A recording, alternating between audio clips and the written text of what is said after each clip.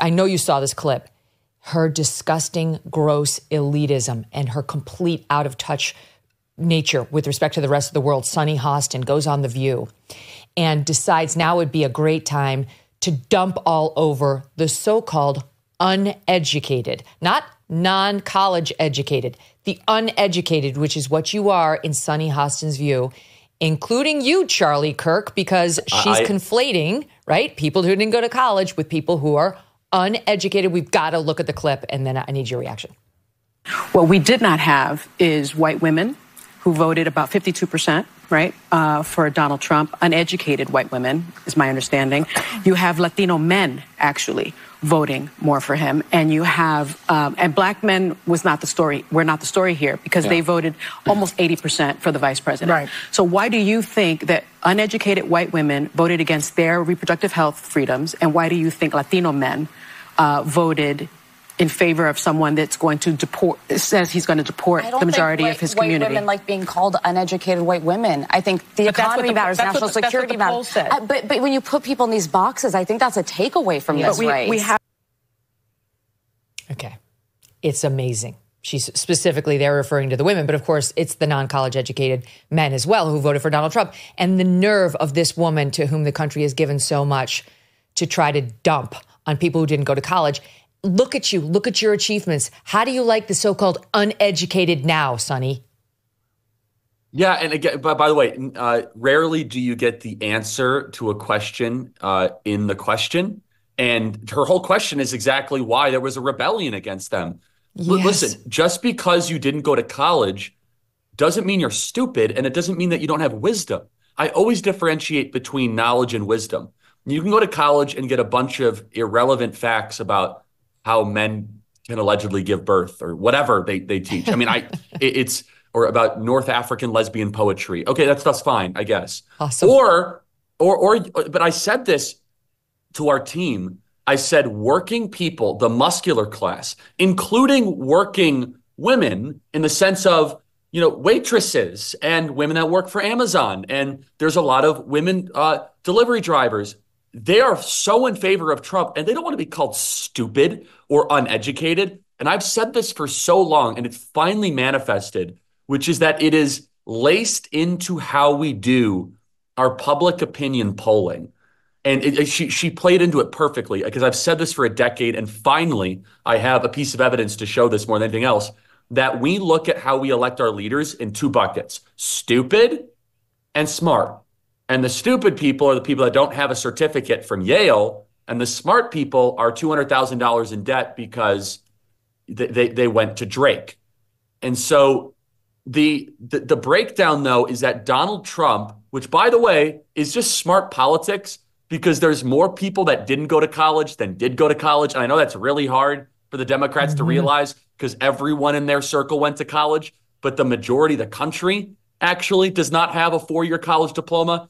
The majority of the country are people that have 2-year technical degrees or community college, or they just went into the workforce right out of high school. And so Donald Trump gave these people a voice because they're tired of being told that they're stupid just because they didn't go into debt to go study something that doesn't matter, to find jobs that don't exist. And these people, by the way, Megyn, both men and women, we call them, as I said, the muscular class. They are the ones that kept the economy alive to great personal risk for themselves and their family during COVID.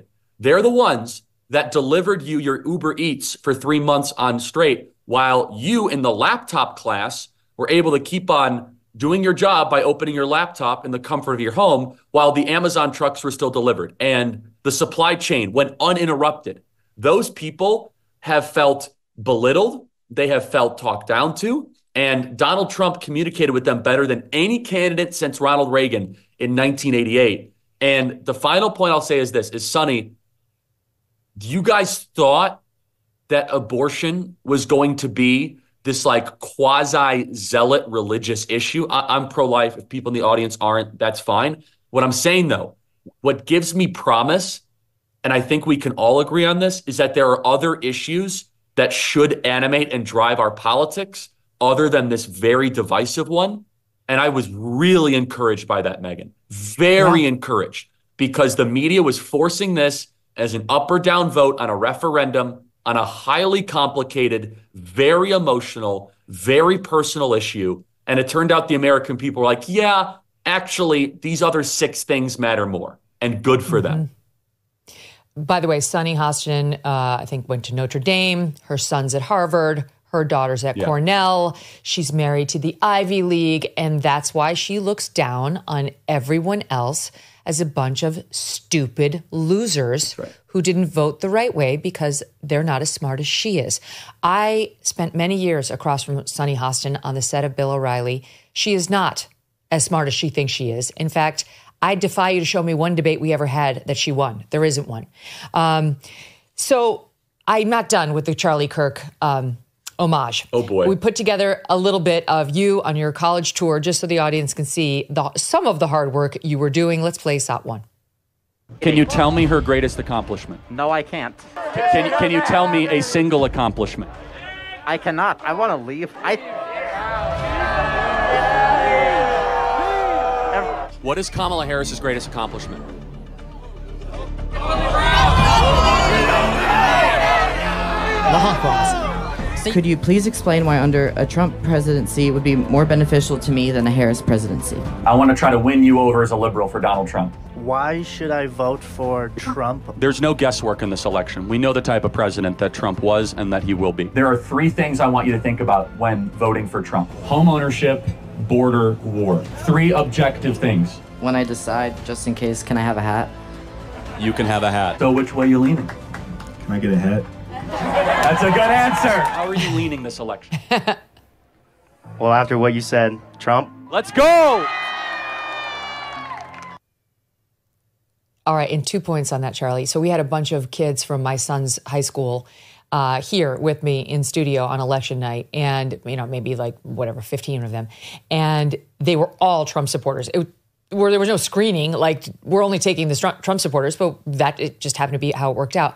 And that third point, war, was a big one for all of them. They're actually really worried about this neocon strain in the Democrat Party because they're the ones who are going to have to go fight it. And so you were tapping into exactly the right thing. And then one other cue point, my kids are in school all day and therefore do not listen to my show every day. They listen to it here and there, and they get clips on social media. And we were talking this week about who I had coming on today, and I told him, Charlie Kirk. And my son and my daughter, she's 13, he's 15, go, you know Charlie Kirk? I'm like, yes, I know Charlie Kirk. Yes. Oh, could we meet Charlie Kirk? I'm like, I think I could arrange it at some point. But that's how young, you're like a 13-year-old girl. She's seen your clips. She's been influenced by you. They watched you on that show. Where do they surround you and you debate all the people? Jubilee. They watched you there. That was something. I mean, you're making a huge difference, not just in today's voters, but in the next up-and-coming ones who are going to be voting 4 years from now, Charlie. It's huge. I do feel there's something divine going on. You were chosen for some reason. Well, I'm humbled. And I said this, well, thank you, Megyn. And I'd love to meet your kids. And I said this on election night. God gave us grace as a nation. I'm humbled by it. I say, praise God. I'm just a small part, and he used what we were doing. I mean this. I had zero expectation that what we were going to do was actually going to move the dial this much. We did it out of obedience. We did it out of, hey, let's play the role. You know what it's like on a campaign, right, Megyn? Oh, if we can move, a couple hundred people and do your part and it all adds up. I had no idea that this thing was going to set off the way it did. And I mean, we look at these youth vote numbers. It's not normal. It's the best performance by a Republican since 1988.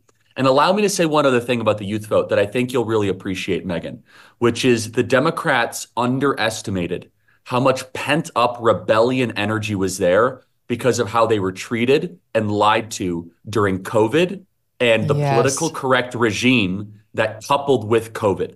So they lost proms, graduations, they had to wear masks, they were on Zoom class, and then during it, they were propagandized with the most ferocious, aggressive, misleading left-wing propaganda on race, on sexuality, on gender, on America that we've ever seen. And so now, 4 years later, this Gen Z was like, you know what? you guys in charge, the same people that were trying to lock up Trump, you guys materially messed up my life, and I don't like you. And I think the Democrats misread the vibe, for all about, they're about the vibe. They misread it. And we happened to read the room. We saw it. And again, these kids were disproportionately punished for doing nothing wrong during COVID for extended periods of time. And the Democrats just shrugged their shoulders. Oh, kids will get over it. Think about it, Megyn. You remember probably years 13 through 17 more than years, 23 through 27. Those are your formative years. And they were robbed by these kids, from these kids. And so we played into that in the best possible way. And Donald Trump became this ascendant symbol of we're going to take back the country so that you can have a better future. And as I said at almost every campus stop, you guys represent the first generation since George Washington to have it worse off than your parents. It is a breakdown of the social contract. You are the most depressed, anxious, suicidal, drug addicted, psychiatric drug addicted, alcohol addicted generation in history. You guys deserve better. We do politics basically for one reason, to leave a better future for our kids. I mean, all the other stuff is fine, but that's really why we do this, right? So that you can keep this beautiful experiment going. And we failed in that. And this next generation had a say to try to make sure that they could also have access to the American dream like their parents. And they spoke decisively. And every Democrat right now is scratching their head, going through precinct by precinct, wondering why their safe spots of college campuses like Dane County, Wisconsin, like Center County, Pennsylvania, like Arizona State, like University of Arizona in Tucson, why they moved 20 to 25 points in Donald Trump's direction. Trust in the media is at an all-time low. Can you blame them? Let's be honest. There's very good reason for this. We're all seeing how stories can be shaped or buried or killed or manipulated, depending on who's in charge.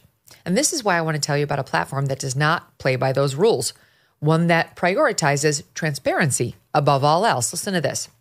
The platform's called Ground News, an app and website that gathers related articles from around the world in one place, highlighting each source's political bias and corporate influence. And they show you stories that are underreported by one side of the political spectrum. A recent Gallup survey showed declining trust in mass media, and guess who didn't cover it? Left-leaning media. On Ground News, more than 80% of the coverage of this story is coming from right-leaning sources. Ground News has an entire blind spot feed with stories like this that are receiving lopsided coverage. And my viewers get 50% off their Vantage plan, which gives you unlimited access to their website and to their app. They are independent. They are supported by subscribers, not corporate interests. Check them out at groundnews.com/Megyn. That's ground, GROUND, news.com/Megyn to take back control of the news you consume. Thanks so much for watching. If you like what you just saw, hit the subscribe button for more clips and full episodes.